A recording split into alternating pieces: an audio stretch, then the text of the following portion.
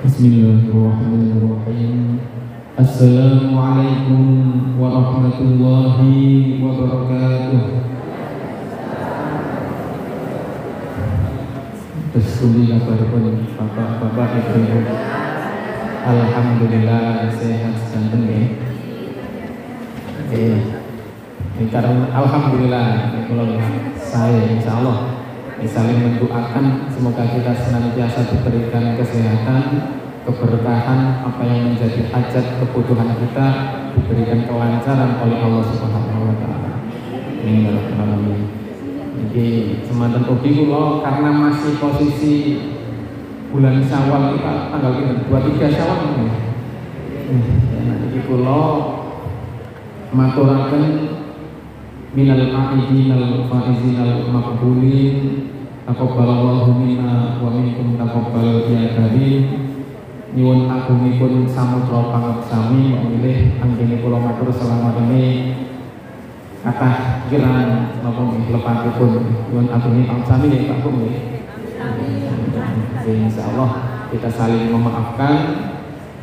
Insyaallah kita dalam Idul Fitri ini bisa menjadi pribadi yang suci, yang bersih, bagaikan bayi yang baru dilahirkan. Amin ya rabbal alamin. Ini monggo dilanjutkan pengawasan kita kitab Nashihul Ibad karya Syekh Muhammad Nawawi bin Umar Al-Jawi atau yang lebih dikenal dengan Syekh Nawawi Al-Bantani, merupakan syarah dari kitab Al-Munabbihat 'alal Isti'dad Liyaumil Ma'ad. Penjelasan-penjelasan, pituduh-pituduh, nasihat-nasihat agar kita bersiap menyambut hari kebangkitan, hari akhir. Nah, kita lanjutkan qala musannifu rahimahullahu taala wa nafa'na bihi wa bi 'ulumihi wa a'ada 'alaina min barakatihi fid dharain. Amin ya rabbal alamin. Jadi sampun makalah yang ke-22 ya. Wal maqalatu lan utawi iku makalah dawuh nasihat asaniyatu wal ishruna yang ke-22. Kila iku kila dan dawuhake man utawi sapane wong kana ana sapa man ditaati kelawan taat. Ketika ada seseorang itu taat, maka apa? Maka indallahi ing dalem nggowe Allah qoriban iku parek. Ketika ada seseorang yang taat, maka menjadi tanda, menjadi indikator dia dekat dengan Allah. Karena ono sapa man bainan nasi ing dalem antarane menungso ghoriban iku wong kang terkucilkan. Jadi terkadang ada ketika seseorang itu beriman menjadi indikator orang ini dekat dengan Allah. Namun terkadang orang ketika sudah larut dengan keimanan, larut dengan cintanya kepada Allah, seringkali ia terasing dengan manusia. Makanya karena bainan nasi ghoriban, gharib itu terasing. Makanya agama Islam juga diistilahkan oleh Rasulullah itu dengan istilah gharib atau asing. Karena dulu sebelum Islam datang, masyarakat kafir Quraisy di Makkah yang melakukan hal-hal yang tidak masuk dalam koridor agama dan logika. Ketika punya anak bayi baru dilahir kok perempuan dikubur hidup-hidup, menyembah berhala, padahal mereka sendiri yang membuat berhala. Ada Lata, ada Uzza, kemudian di Ka'bah juga terisi beberapa berhala. Nah, ini kan hal yang tidak masuk dalam koridor akal dan logika. Nah, sehingga ketika Islam datang, bada al-Islamu ghoriban, Islam ketika datang awal mulanya adalah agama yang asing. Wasayaudu ghoriban, dan kemudian Islam ketika di akhir zaman akan kembali menjadi agama yang asing. Kama bada'a, sebagaimana awal mula Islam datang. Fatuba, maka beruntunglah, bahasa Jawanya bejo kemayangan, maka sangat beruntung lil ghuraba, bagi orang-orang yang asing. Ini adalah agama Islam. Nah kemudian dalam hal ketika seorang itu bertakwa, ya kadang ia tidak bisa membagi cintanya. Ketika larut dengan cintanya kepada Allah, ia seringkali terasing, tidak suka begitu banyak meluangkan waktunya untuk hal-hal yang bersifat duniawi.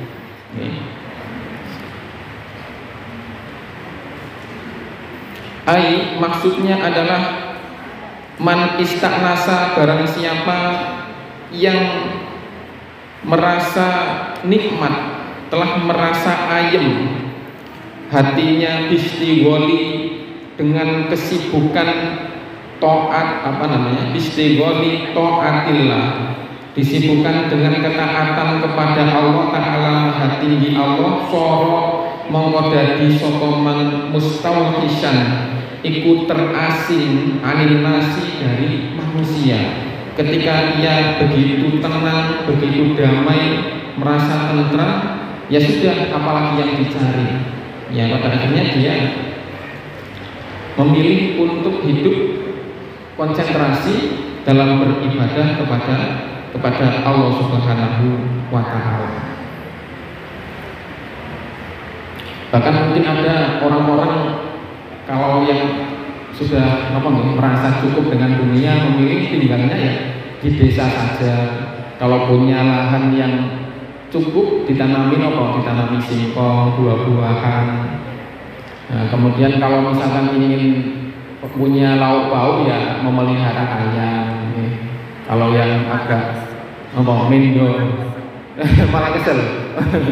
Wal maqalatu lan utawi maqalah As-salisatu kang kaping 3 wal asyruna lan 20. Nasihat yang ke-23.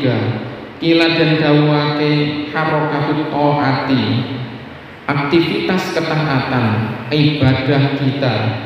Dalilul ma'rifati adalah tanda adanya ma'rifat, adanya keimanan di dalam diri kita, bahwasanya kita mengenal, kita dekat dengan Allah Subhanahu wa Ta'ala.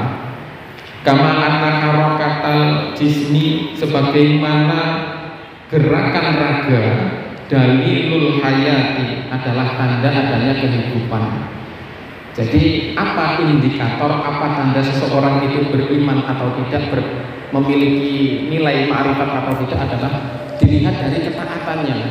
Ya, semakin orang itu taat berarti menunjukkan semakin orang itu ma'rifat, semakin kuat, semakin dalam ma'rifat orang tersebut kepada Allah Subhanahu wa Ta'ala. Pun sebaliknya, ketika dari kesehariannya, ketaatannya dia kurang, ya menunjukkan berarti ma'rifat umumnya orang itu kurang. Karena kita itu manusia biasa, bukan nabi, bukan waliullah. Nah, kalau waliullah itu bebas katanya. Dalam Al-Quran surat Al-Kahfi dijelaskan perjalanan Nabi Khidir. Kalau derajat Nabi mungkin sudah berbeda lagi. Nabi Khidir ketika bertemu seseorang yang mengajaknya, memberikan tumpangan kepada beliau, setelah berlabuh di dermaga, perahunya malah dilubangi. Bertemu anak kecil, malah kemudian anak kecilnya dibunuh. Kemudian tembok yang roboh, yang dimana masyarakat di sekitar itu adalah masyarakat yang dolim, malah ditegakkan kembali. Nah, kalau Nabi ya memang kalau ukurnya beda. Nah, itu awal mulanya kan Nabi Musa alaihissalam ketika ceramah di depan kaumnya bertanya kepada kaumnya, siapakah orang yang paling pandai wahai umatku? Kemudian umatnya tidak tahu wahai Nabi Musa, umat Bani Israil. Kemudian Nabi Musa menjawab, orang yang paling pandai di muka bumi adalah aku, kata Nabi Musa. Nah, kemudian Allah Subhanahu wa Ta'ala mengingatkan kepada Nabi Musa bahwa engkau bukanlah orang yang paling pandai di dunia, masih ada orang lain yang paling pandai di dunia. Jika engkau ingin menemui orang ini, maka carilah dia di pesisir pantai. Pada akhirnya Nabi Musa mengajak santrinya, mengajak muridnya yang bernama Yusha bin Nun menyusuri pantai, kemudian sembari membawa keranjang berisi ikan. Mereka berdua berjalan menyusuri pantai berkilo-kilometer sampai akhirnya bertemu batu yang besar, sehingga istirahat, tertidur Bapak Ibu sudah sore. Begitu keesokan hari terbangun, melanjutkan lagi perjalanan berkilo-kilometer lagi. Nah, kemudian Nabi Musa teringat ikan yang ada di dalam keranjang. Kemudian setelah dicek, ikannya sudah tidak ada. Kemudian bertanya kepada muridnya, di mana ikan yang ada di keranjang ini? Kata muridnya, saya bingung, ikannya sudah lompat. Wah, ini bukan sudah loncat, mencolot bahasa sini. Kemudian setelah itu Nabi Musa bertanya, di mana ikan tadi kira-kira meloncat? Kemudian karena Isa bingung, ya tadi Nabi Musa di tempat di mana ada batu besar. Kemudian mereka berdua kembali ke batu besar tadi, dan ternyata sudah ada lelaki.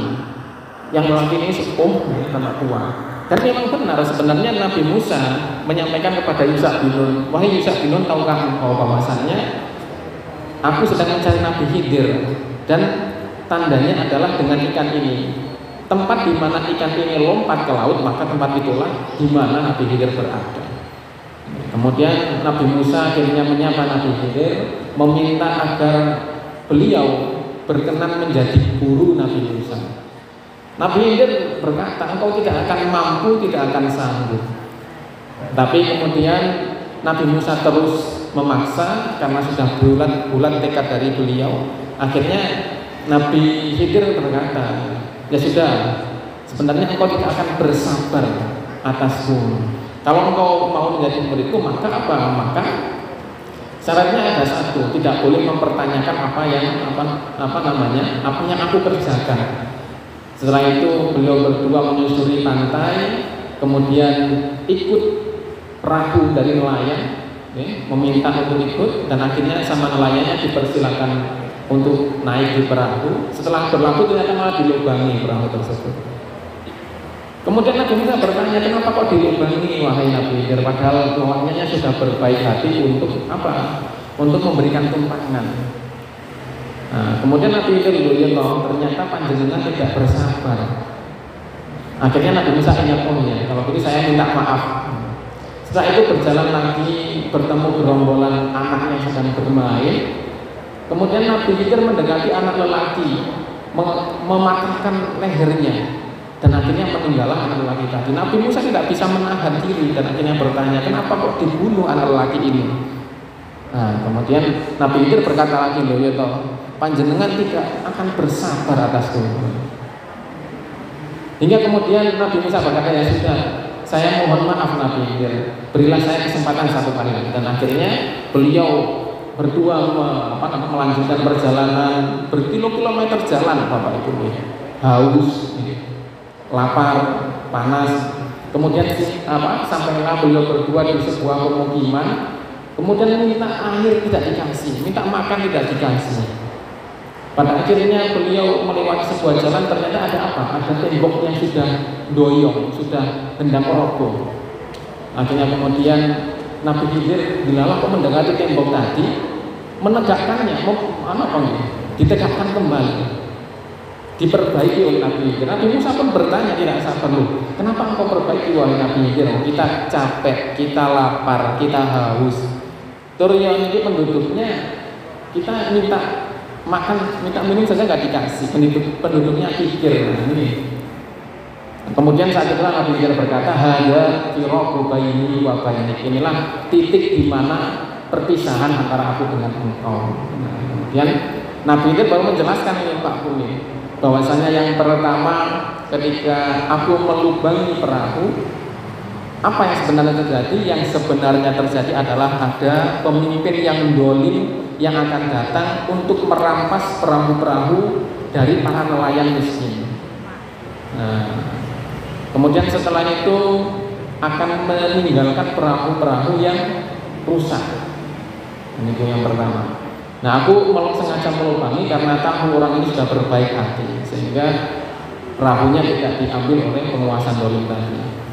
Kemudian yang kedua, kenapa aku membunuh anak kecil tadi? Karena anak kecil ini nanti akan membahayakan orang tuanya, yang orang tuanya ini adalah orang yang bertakwa, orang yang beriman. Nanti akan mengkhawatirkan ketika dewasa membahayakan secara fisik, jiwa dari orang tuanya atau keimanan dari orang tuanya, sehingga aku bunuh anak tadi. Kemudian yang ketiga, kenapa kok saya memperbaiki, menegakkan tembok yang akan roboh? Ya karena Orang yang ada di desa ini adalah orang-orang yang zalim, dan di sini tempat nongkrong, tempat berkumpul orang-orang zalim tadi. Ketika tembok ini roboh, dia akan membuka pondasinya yang ternyata di dalamnya ada simpanan harta anak yatim. Ketika nanti roboh, malah karena orang penduduk ini kikir, suka merampas harta, mereka akan merampas harta anak yatim, sehingga aku perbaiki agar tidak roboh. Nah, ini. Jadi memang ini sekelas nabi. Ada perilaku-perilaku tertentu yang kadang di luar dari nalar. Namun kalau kita sebenarnya sebagai manusia biasa harus mengelola perilaku kita, melatih ketaatan kita, melakukan riyadhah. Melakukan riyadhah dengan apa? Dengan ketaatan, dengan perilaku zahir. Kila dan dawake harokatut ta'ah, aktivitas ketaatan dalilul makrifah, menunjukkan makrifat yang dimiliki oleh seseorang tadi. Fa'idha kasurat mongko nalikane akeh apa at-ta'atu ketaatane wong, kasurat mongko akeh apa al makrifatu kemakrifatane wong. Barang siapa yang tinggi nilai ketaatannya, maka sejajar sebanding dengan itu tinggi pula nilai kemakrifatan orang tersebut. Wa idza qalat, adapun ketika nilai ketaatannya kecil, qalat maka kecil pula nilai kemakrifatannya. Li'anna dhahir, karena sesungguhnya perilaku dhahir manusia adalah mir'atul batin, cerminan dari hati, cerminan dari batin yang dimiliki oleh manusia.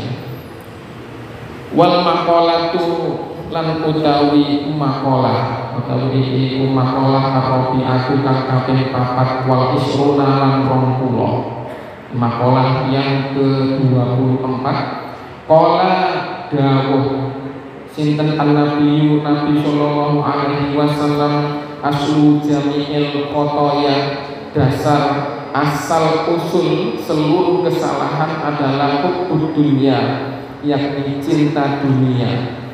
Wahia, adapun cinta dunia, apa sih yang disebut dengan cinta dunia itu? Yang disebut cinta dunia adalah barang zada kang ngeluwehi anil hajati saking hajat seseorang.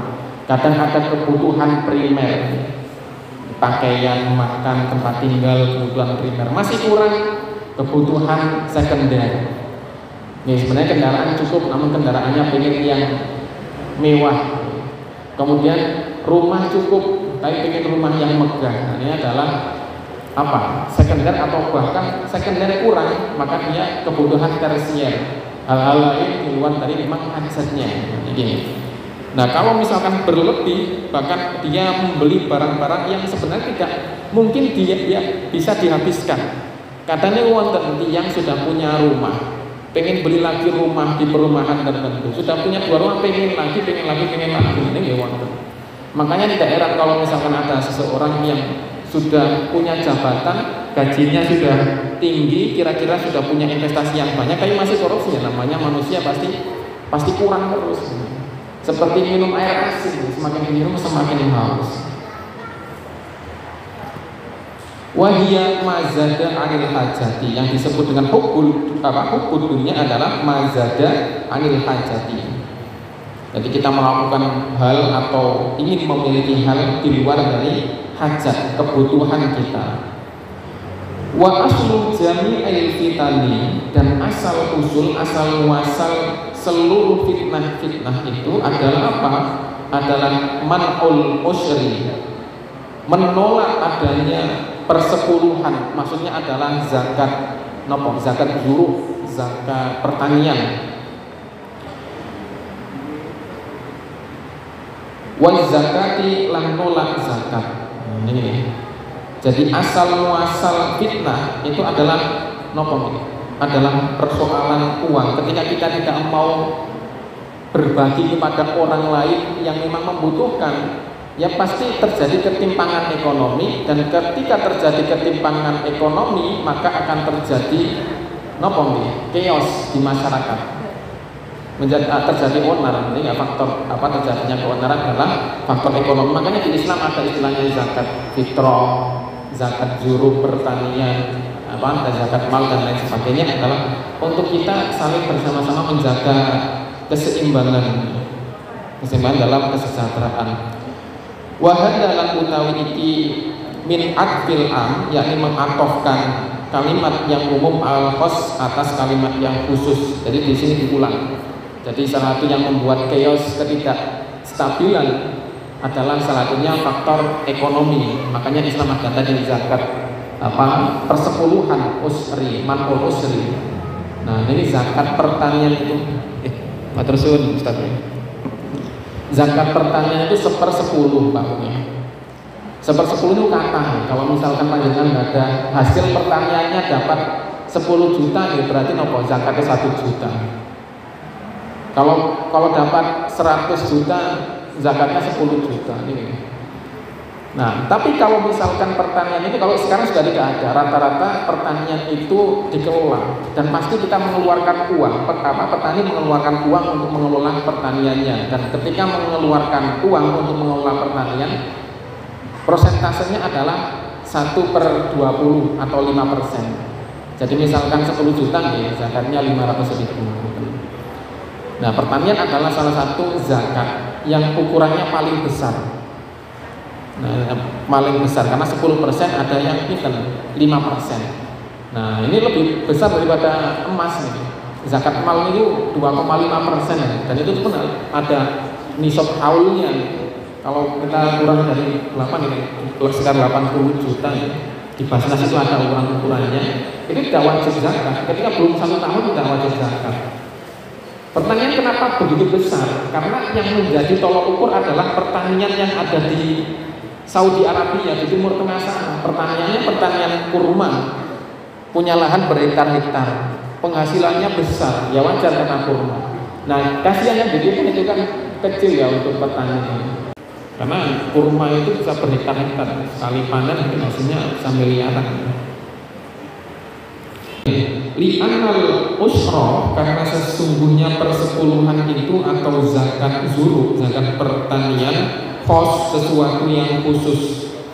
Bizurui, dengan zakat pertanian, wathimari, lan zakat buah-buahan, wa zakatu lan utawi zakat, dalam arti zakat itu sendiri syamilatun, mengandung iku mengku lidalika maring mengkono zakat zuruh. Kemudian wali zakatin naqdi, dan juga termasuk dalam hal ini adalah zakat nopo nih, zakat emas, uang emas, wal an'ami, dan zakat rojo koyo. Rojo koyo itu nopo, sapi, kambing atau unta. Wali zakatil badani, dan zakat badan. Zakat badan ini apa? Zakat fitrah. Ini istilah lain dari zakat fitrah adalah zakat badan, karena menyucikan jiwa kita. Zakat yuzaki tazkiyan, zakat yuzaki tazkiyan, menyucikan diri. Makanya tazkiyatun nafs, menyucikan jiwa. Ini zakat fitrah. Makanya qad aflaha man zakkaha, sangat beruntung orang-orang yang menyucikan dirinya. Wa qad khaba man dasaha, dan sangat rugi orang-orang yang mengotori jiwanya. Definisi dari zakat. Makanya zakat letaknya ada di sebelum hari raya Idul Fitri, sehingga ketika Idul Fitri sudah tiba, sudah bersih urusan dengan hakul adami selesai. Kemudian jiwanya juga selesai. Diibaratkan seperti bayi yang baru dilahirkan. Bahkan bayi yang baru lahir saja tidak wajib diberikan zakat. Ini loh.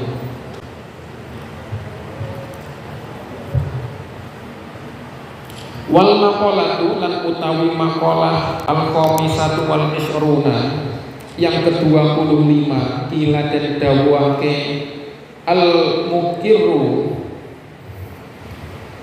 wong kang ikrar, mengaku, ditamsiri atas kesalahan, atas kekurangannya, ai bil ajzi, yakni kekurangan, kelemahan-kelemahannya, anit taati di dalam hal ketaatan, abadan selamanya mahmudun adalah orang yang terpuji. Jadi ketika seseorang itu mengakui masih terdapat banyak salah, masih terdapat banyak khilaf dalam dirinya beribadah kepada Allah, maka menunjukkan dia sebenarnya adalah orang yang terpuji. Karena seseorang itu masuk neraka atau masuk surga, dia sadar itu bukan karena ibadahnya. Dia masuk neraka atau surga adalah karena kasih sayang dari Allah Subhanahu wa ta'ala. Wal iqraru sebaliknya, wal iqraru bitaksir.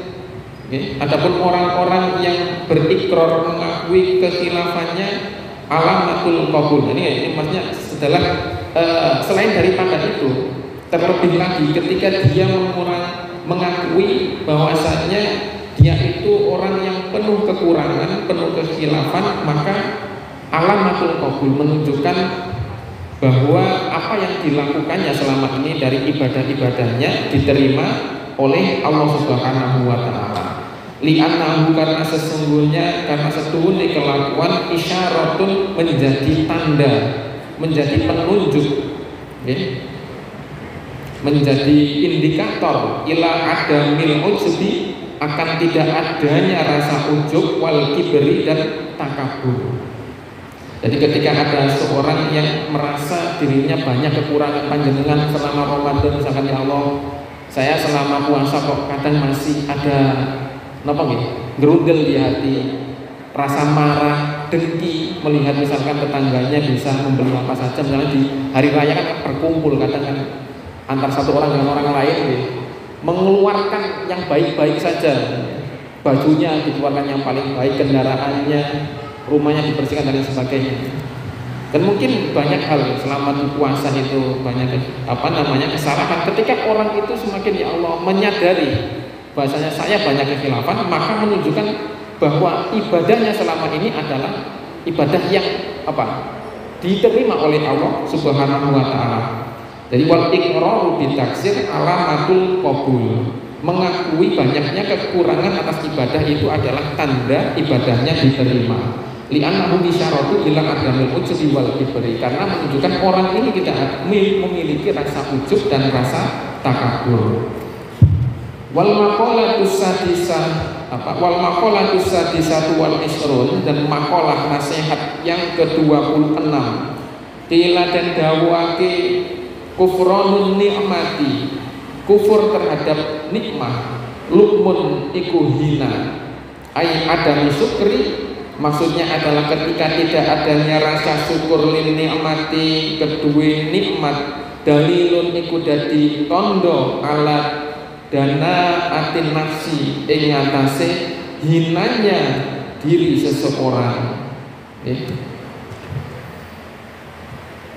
Maka seperti apa? Maka yang patutnya seseorang itu selalu mengenang yang baik-baik dari dirinya. Ya Allah, alhamdulillah kesini ke masjid ini masih bisa pakai sepeda motor misalkan.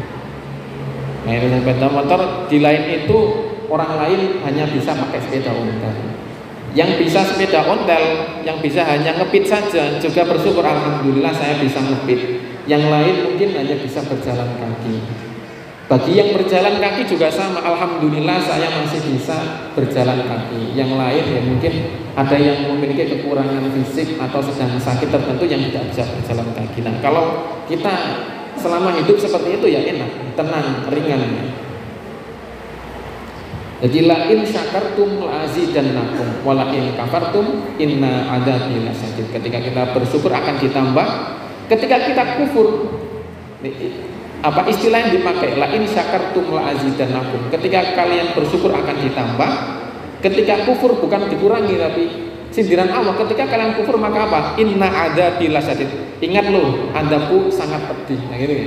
Bukan ketika syukur ditambah, ketika kufur dikurangi, ketika syukur ditambah, namun ketika kufur adabku sangat pedih. Nah, Quran surat Ibrahim ayat 7 kalau salah.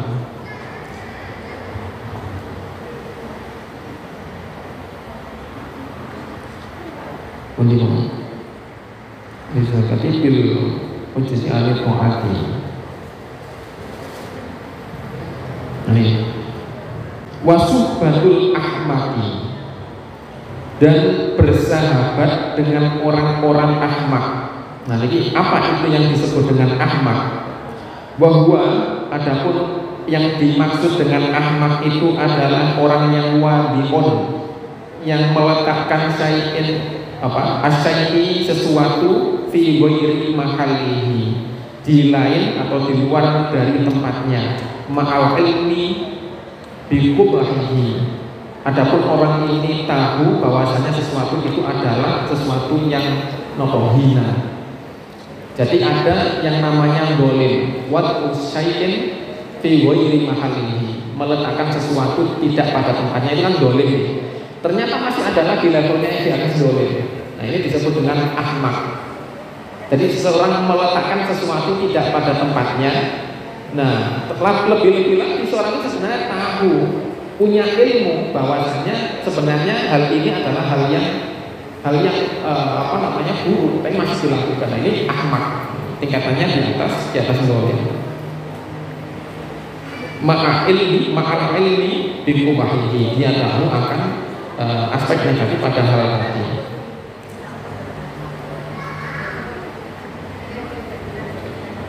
Ai ghairi mubarakin, ketika seseorang bersahabat dengan orang ahmak, maka dia tidak akan mendapat keberkahan.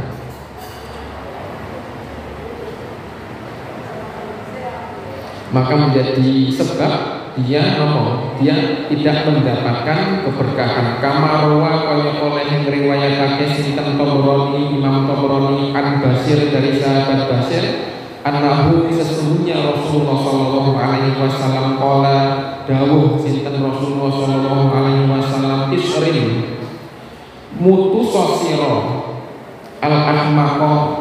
Nah, maksudnya adalah putuslah persahabatan dengan al-ahmaqa, orang-orang yang ahmak tadi itu, orang yang dolim, padahal dia tahu bahwasanya perbuatan itu adalah perbuatan yang salah.